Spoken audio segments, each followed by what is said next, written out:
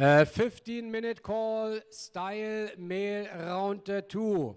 Competitor, 34 Delta, 34 Echo, 32 Alpha, 32 Bravo, 32 Charlie, 32 Echo, and 29 Alpha. 15 minutes.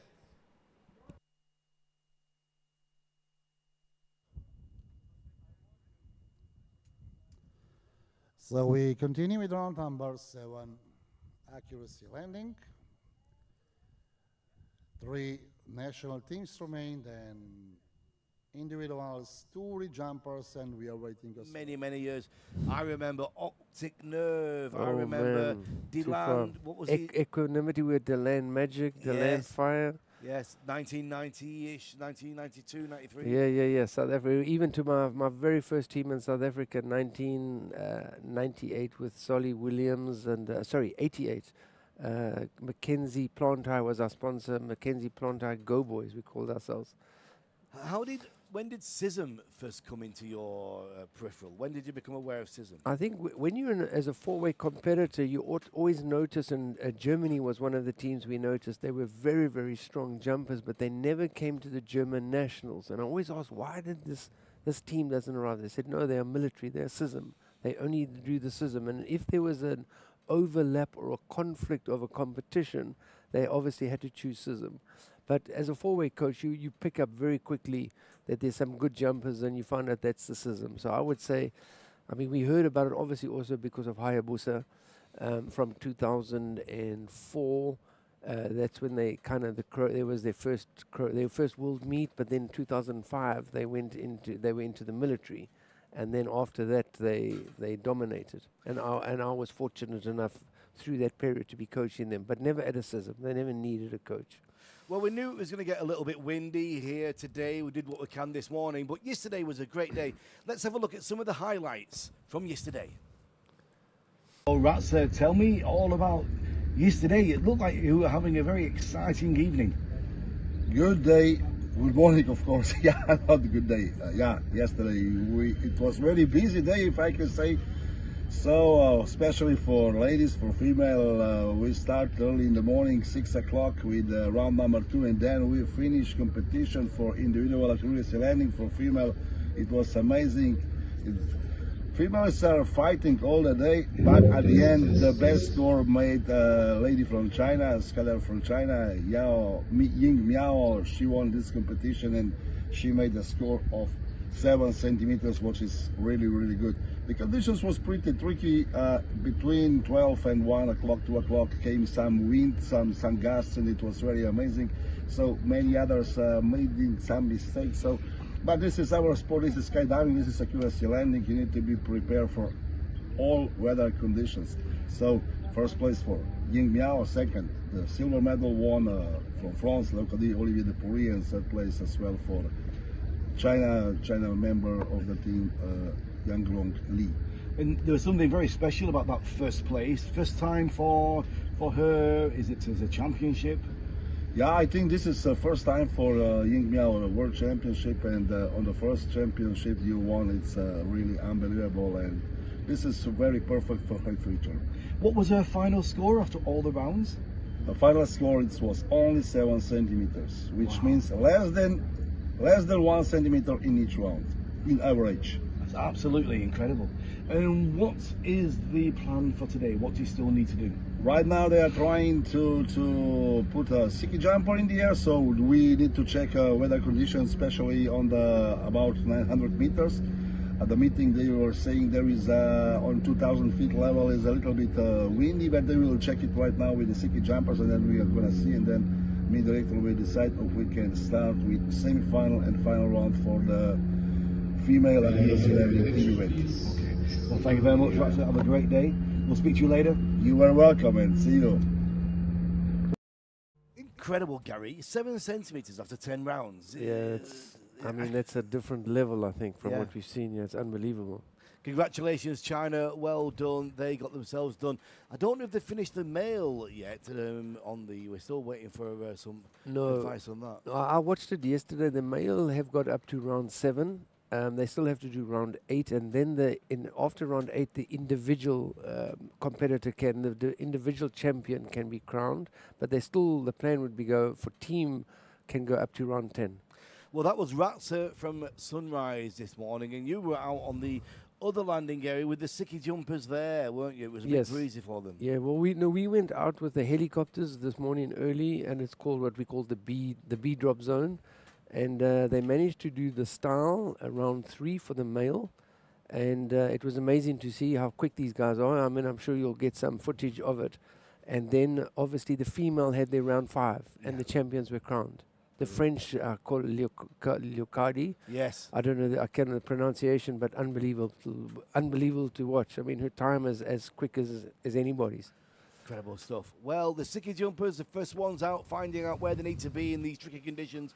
We spoke to one of ours from this morning. It was Colonel Yusuf Al-Sabir from Kuwait. Let's check in with him. Good morning, everybody. Colonel Yusuf Al-Sabir, salam alaikum.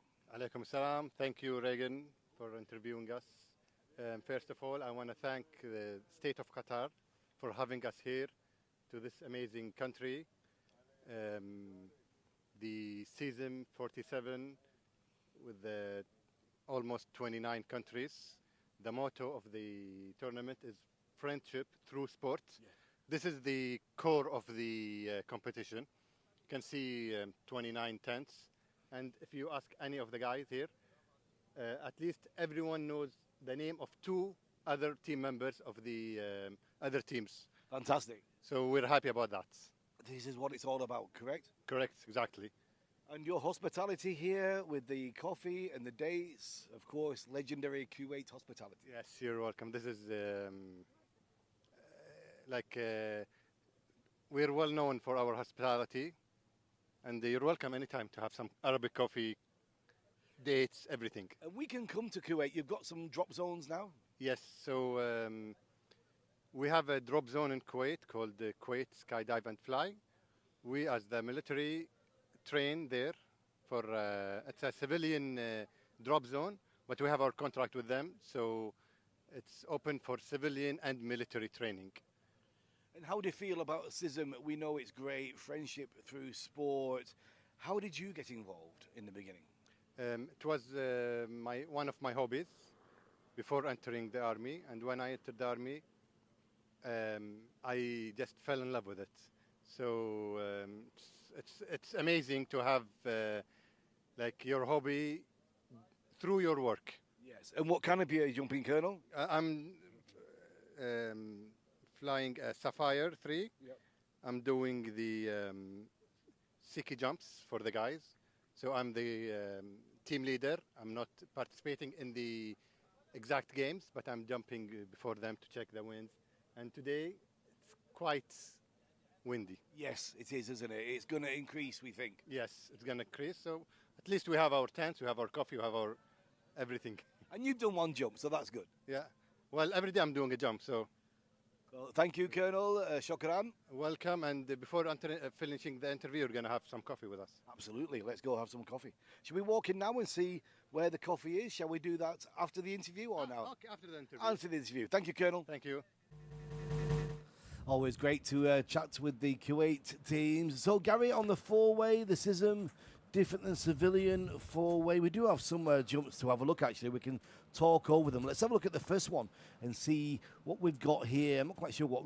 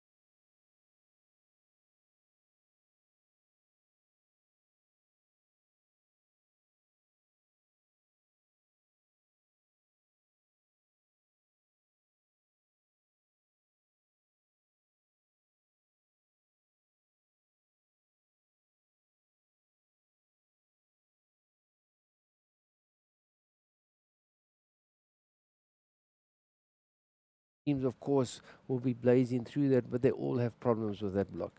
And a lot of these teams as well, very different amounts of training they've had in four-way, from Yeah. Hayabusa at the top. And this is Belgium, actually. We're just talking about them. Let's have a look at their round three, Gary. Yeah, and as they're going through, they had a good jump. I know there is a bust in here. You'll see how they exit. Dennis always looks up to check that the cameraman Dave's in a good position, and then he goes.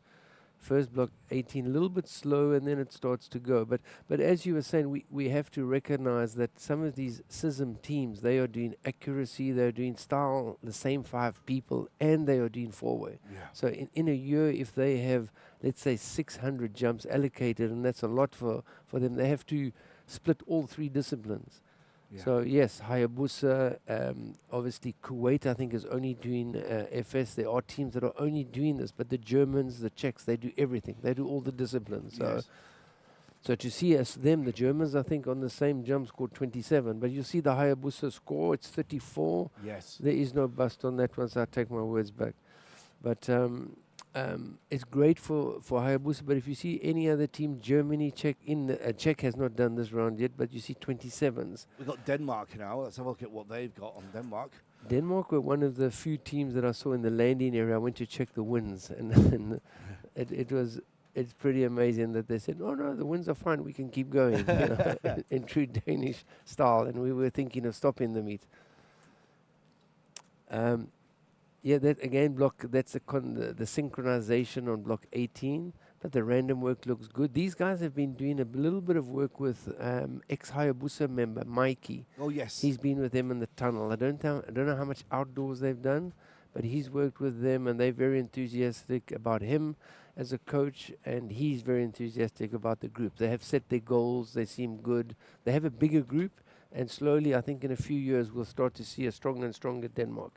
Yeah, we had their chief of mission, Bjarni, in the studio a couple of days ago. He was talking about that and how they've been bringing them forward. Let's just check out with one more, if we can, from round 3. Let's see who comes up next. It is Bahrain. Bahrain, it's good to see because I haven't seen any of their jumps. So here we go. Also round 3, of course, all done today. Exit looks good. There they start in. Cameraman, you can see there they got a bust. The cameraman was a little bit off screen as far as I can see. The block 18 works, and it's a vertical block, and that's what makes it at a certain level you have to go, do you do it 2-dimensional or 3-dimensional? And so far what I've seen, everybody's doing 3-dimensional, so that's great. And you think with the round 3, did we get everybody finished? Will that be enough to give the meet, or with everybody except Czech? Right. So it doesn't count until the Czech's done. They came down in the plane, I believe. So when I looked at the scoreboard, I might be wrong, but the only score was missing was Czech, and that's because they were last to jump in the style. Yes. They obviously one of the teams that are doing all disciplines. They together with Germany, very, very good in all disciplines. But to watch them doing style is amazing. They're in the top 5 to 10 places. Well, this is Morocco.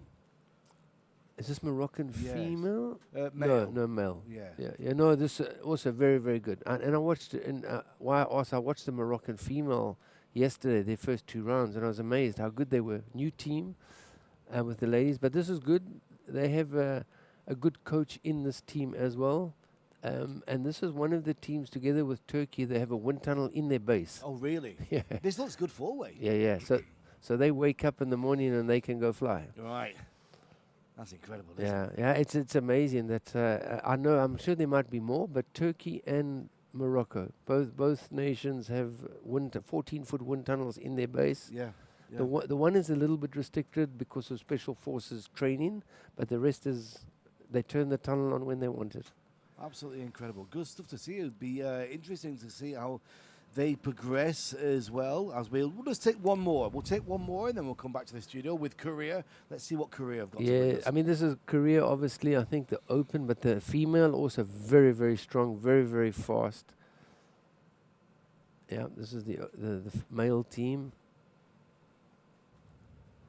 Also, double 3-dimensional. Yeah. There would be a bust. The finish of the 18 was bust.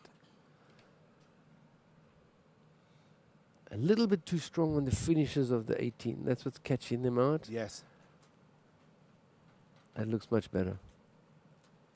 They're good. You know what, Regan? I've seen such progression in my limited time in this with the four-way that all these teams are getting stronger and stronger. Turkey, unbelievable. Yeah. Obviously, Korea. Watch the Korea female. Watch their scores. The Korea female are actually stronger right now in four-way than the male. They're ahead of them. And of course, everybody goes through it. We know Denmark's building. You know, with Morocco, with the wind tunnels, everybody, China, everybody's getting stronger and stronger. It looks like we're taking one more. Italy. We'll take this, and then we'll come back to the studio after Italy. Yeah, no problem. So Italy there out the door. I think this is the one we saw earlier. Exactly. Yeah. That was the star. That was the break. That's a good example because the star broke, and if they continued, then their time would start. But because they went back, Right. it doesn't. But you've only got 5 seconds. So if you go back, you've only got, let's say, 1 second before you have to start, depending how long you take. So after 5 seconds, it starts. But here we go. That's the Coggin method. Yes. Yes. So that's not Keeping the it flat. three-dimensional. Exactly. So they're doing it. And I promise you, if you time this, they probably will be quicker than teams that miss the catch. You taught our team to do it on the Exactly. level to begin with. Wasn't that the Angels? Yeah, Well, Angels, there yeah, we go. yeah, I yeah. remember that. I think I still had my T-shirt. with the With the glow. illumination, the illuminated shirt. Yeah, exactly. There we go. So great to see actually some of that action, Gary. And thanks for joining us. And I know while we go to the next video, we'll swap you out and Nicholas will join us in the studio. Well, listen, thank you very much for joining us. Regan, thank you very much. Thank you for the job you're doing. My pleasure. We spoke to His Excellency Yusuf Al Hamadi as well from the UAE. Let's see what he had to say. My friend, His Excellency Yusuf Al Hamadi, welcome to Qatar. Thank you. It's a pleasure to be here. It's a really nice event, and I see a lot of competition, a lot of challenges between the teams. It's been really great. And you do a lot of work really at the forefront of air sports here in the Middle East, especially with the UAE, and always pushing for the next thing forward, right? Yeah, we try our best. We'd like to promote air sports within the Middle East and the GCC countries. So it's really great, that to attract people to look at the sport and to see the sky. They always look at the ground with the other sport. This is something you can always look at the sky. It's really amazing. And you were here for the opening ceremony. Did you enjoy that? Absolutely, I think it was a great ceremony. I really had the honor to be here, invited by the Qatari Air Sport Committee and the Cism. I think for me this is the first time to attend a military event, which is really great. And hopefully in the future we could do something together, civilian, military, air sport activity. So this is what I have in mind, hopefully for the future. Okay, well, thank you very much for your time, sir. Always a pleasure. Always good to speak to His Excellency Yusuf Al Hamadi, of course, taking me back for the DIPC days. And I'm joined, good friend in the studio from the Swiss team, Nick Bowman. Nick, welcome. Nice. Nice to have you here. Thank you. And for you to tell everybody what you've been doing in the event, what have you been doing? So my name is Nicholas Baumann. I'm a lieutenant of the Swiss Armed Force. I'm competing here in this competition in the accuracy discipline. I'm here with 4 other athletes. So my goal is to win this competition with my team in male accuracy. Yes, and how's it been going for you? What's the scores been like so far? Are you in good position? We hope so, yeah. Yes. If we look on the score sheet, we are currently on the 3rd place, behind the Czech and the Qataris. Yes. They're very strong athletes, very strong, but it's very tight. So I think after 7 rounds, we got 27 centimeters. The Czech and the Qataris, they're equal on the 1st place with 25, I think so. Yes. And in the back, we have the strong German. They're behind us, and then there's a little gap, and some other teams are there. When did your Cism journey begin, Nicholas? I would say in 2023, a little bit longer, because we were there at the Civilian World Championship with my team, with this kind of team. and we got second after the check, and just by 1 centimeter. So it was close. It was a high achievement for us, but we would like to have the gold medal, and there we started to plan for the future, and here we are now. It's an incredible discipline. It really fascinates me, the concept of that 2 centimeter disc. I've talked about this before off camera, and just to stand on the ground with a practice mat and to put your foot on it 10 times without a parachute, it's not easy just to be on the ground and do it. How do you train? How do you keep that foot discipline? Yeah, it's a challenge. Yes. We have different kind of techniques. First of all, you need a lot of air time. That means a time on a parachute, you practice, you set up your winds concept, and you do all those jumps. This is air time, which we called. Yes. Besides that, we use some bungee system where we hang up our harness with some bungee and just train the last couple of meters. Because there you need to train the eyes and the foot and the coordinate. And besides that, the third pillar is mentally. We do a lot of mental strength, mental games. And on that final approach, once you're inside the ring of the barriers and you're on that final approach, it is complete concentration. I know we can't have people moving around. We don't want any noise. Is it easy to get distracted? It depends. It depends. If it's something loud, then for sure you get shortly distracted. But we're talking about here in the World Championship. Yes. So we are semi-professional, professional athletes. We train those kind of situations. We have the World Cup series. We have different kind of competition. So it's hard, but I would say we are on a level where we can fully achieve this. Oh, really? Yeah. So if you had me there on a PA system saying, it's Swiss Nicholas Baumann coming down now, you'd probably find that disturbing, eh? No, it's more enjoyable. More enjoyable. You can do the positive things, so I want to have the positive energy. Let's have a look at the conditions outside right now. There is some wind blowing through there. It's moving all the dust around. Yeah. And are you involved in the, is it the World Series as well? Yes. Tell me a little bit about that. The Skydiving World Cup series is an accuracy competition series. I would say it's the biggest in the world. Yes. We have 6 events. Last year we had 7 events with the final of the Dubai. Yeah.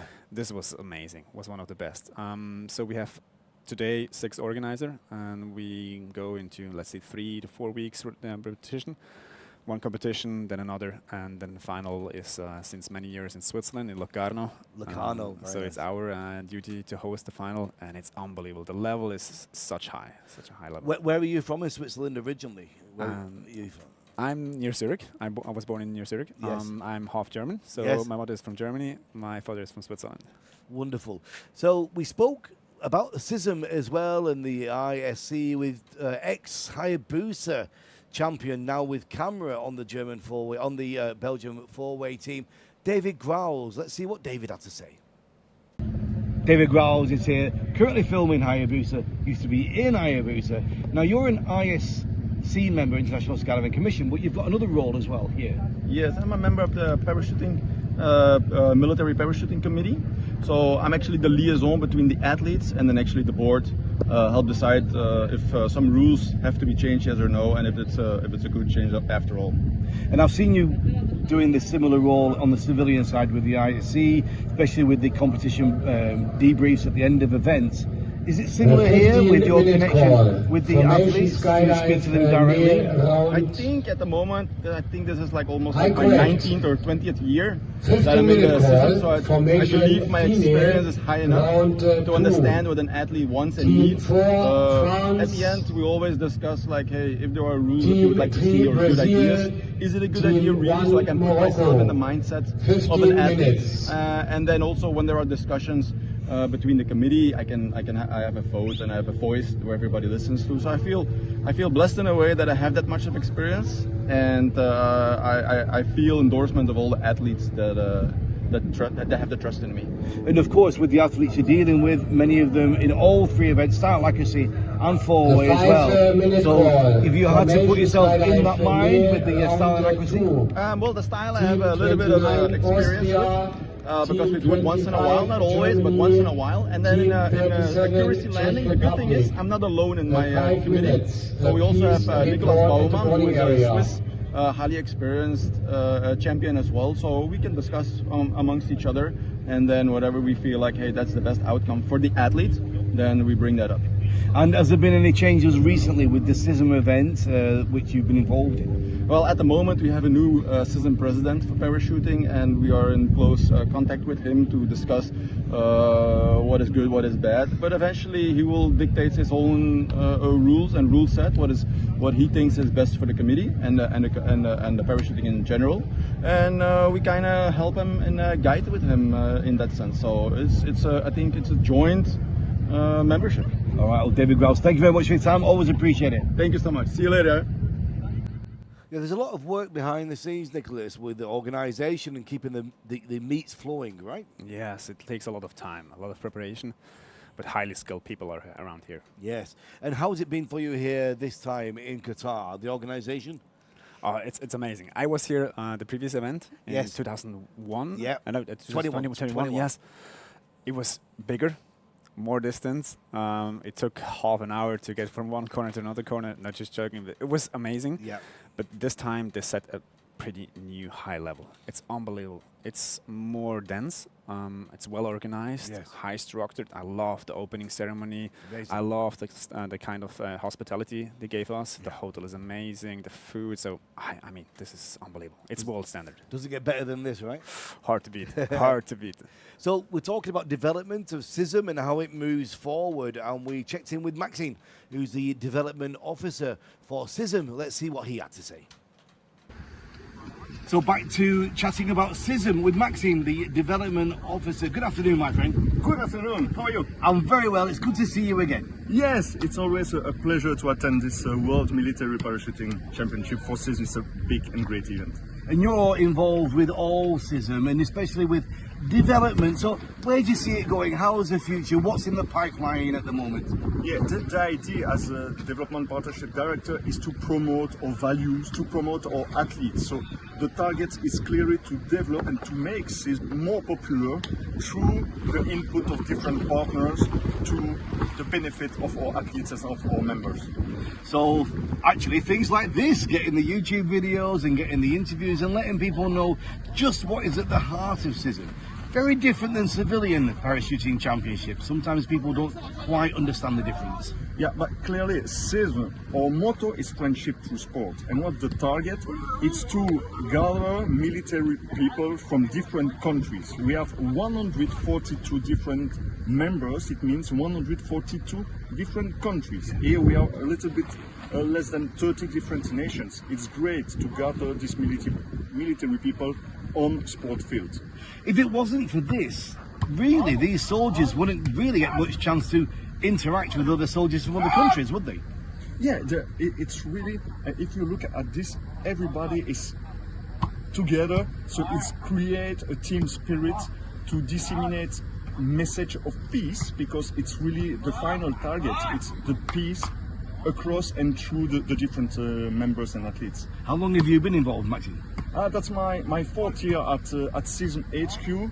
It's a huge and a great challenge to work for this organization. Well, thank you for your time. We really appreciate it, and we'll speak again soon.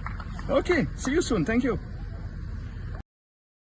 Great to chat with him there. Well, that brings today to a wrap. The competitors are released, Nicholas. We'll try again tomorrow, yes? Sure, anytime. Yeah. Well, thanks for joining us here on Cism Live. We really hope you enjoyed the show. And hopefully we'll be back tomorrow with another live show at 11 a.m. But from Nicholas and me, Regan Tetlow, here in the studio, enjoy the rest of your day.